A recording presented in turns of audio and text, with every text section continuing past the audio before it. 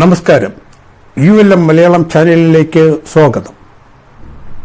10% ധനികരും 90% ദരിദ്രരും എന്തുകൊണ്ട് എന്ന വിഷയം സംബന്ധിച്ച കഴിഞ്ഞ വീഡിയോ നാം കണ്ടു. അത് കാണാത്തവർ കാണുക. ഇന്ന് കേരളത്തിലെ പ്രധാന ചർച്ചാ വിഷയം ആശാ വർക്കർമാരുടെ സമര വിഷയമാണ്. അത് കാണാതെ പോകാൻ കഴിയില്ല.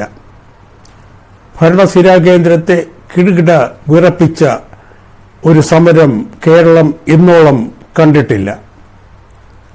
നമുക്കതൊന്ന് പരിശോധിക്കാം. പോകാം വീഡിയോയിലേക്ക്. വിഷയം ആശാ വർക്കർമാരുടെ നിശ്ചയദാർഢ്യം അതിഗംഭീരം എന്നതാണ്. എന്താ സംശയം? ആശമാരുടെ നിശ്ചയദാർഢ്യം അതിഗംഭീരം തന്നെ. കേരളം അത് തലകുലുക്കി സമ്മതിക്കുന്നു. ആ സമര ദൃശ്യം ഇതാ കാണുന്നു.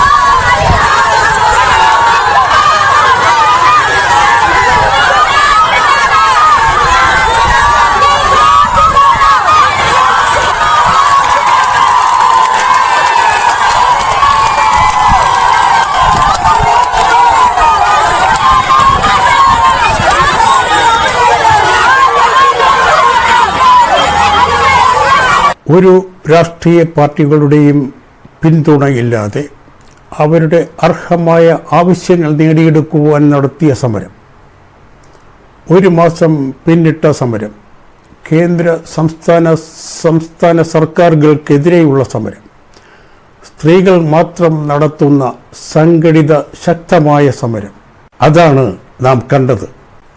ഡൽഹിയിൽ നടന്ന കർഷക സമരത്തെപ്പോലും വെല്ലുന്ന സമരം.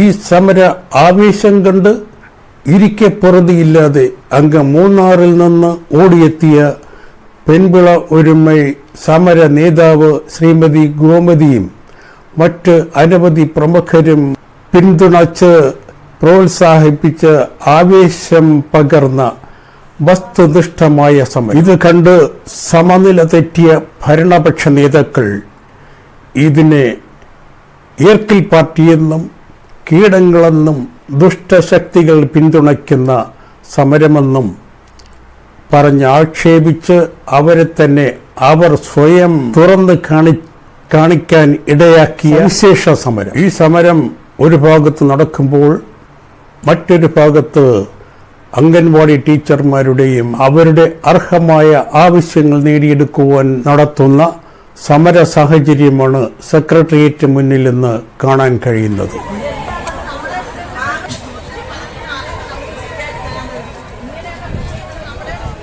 ജനങ്ങളെ അടിച്ചമർത്തി അടിമകളാക്കി അടക്കി ഭരിക്കുന്ന ഭരണ വ്യവസ്ഥയുടെ നീറുന്ന സത്യങ്ങളാണ് ഈ സമരങ്ങൾ എന്ന് സമൂഹം മനസ്സിലാക്കി തുടങ്ങി.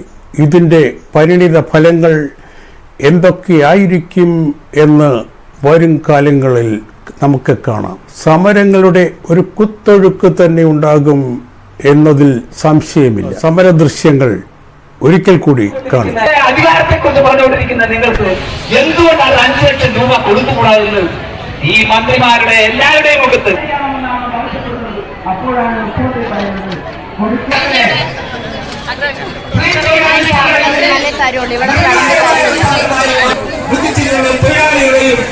എന്നുവേണ്ട ഈ കേരളം മുഴുവൻ അനിശ്ചിത ഡിമാൻഡുകൾ നിങ്ങൾ ഏവരുടെയും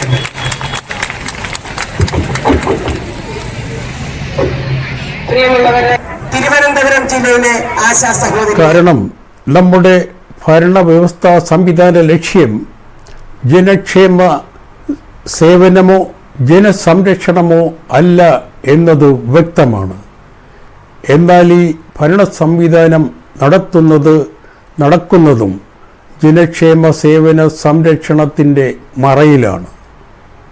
ഇനി ഈ ചൂഷണ വഞ്ചന വിലപ്പോകില്ല എന്നതിൻ്റെ തെളിവുകളാണ് ഈ സമരങ്ങൾ. എന്തിനും ജനങ്ങളെ ചൂഷണം ചെയ്ത് തടിച്ചു കൊടുക്കുന്ന നേതാക്കളെ പിടിച്ചു കെട്ടേണ്ട സമയമായി എന്നതിൻ്റെ സൂചനകളാണ് ഈ സമരങ്ങൾ. എന്നാലും ഈ ഭരണ നേതാക്കൾ പഠിക്കില്ല, സ്വയം തിരുത്തുകയുമില്ല. ഇവരെ പഠിപ്പിക്കുവാൻ സമൂഹത്തിന് കഴിഞ്ഞു എന്നും വരില്ല. അതിനുവേണ്ടി ഇന്ത്യയിൽ ഒരു പുതിയ രാഷ്ട്രീയ പാർട്ടി ഉദയം കൊണ്ടിരിക്കുന്നു. അതാണ് ULM, new gen party of India, universal life management. കേരളത്തിൽ ഇതിൻ്റെ പ്രചരണം തുടങ്ങിയിട്ടേയുള്ളൂ.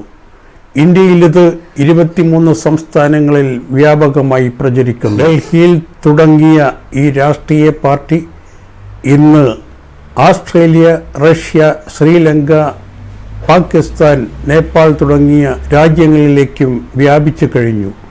ലോകമാകെ ഈ പാർട്ടി വ്യാപകമാകും എന്നതിൽ ആർക്കും സംശയം വേണ്ട.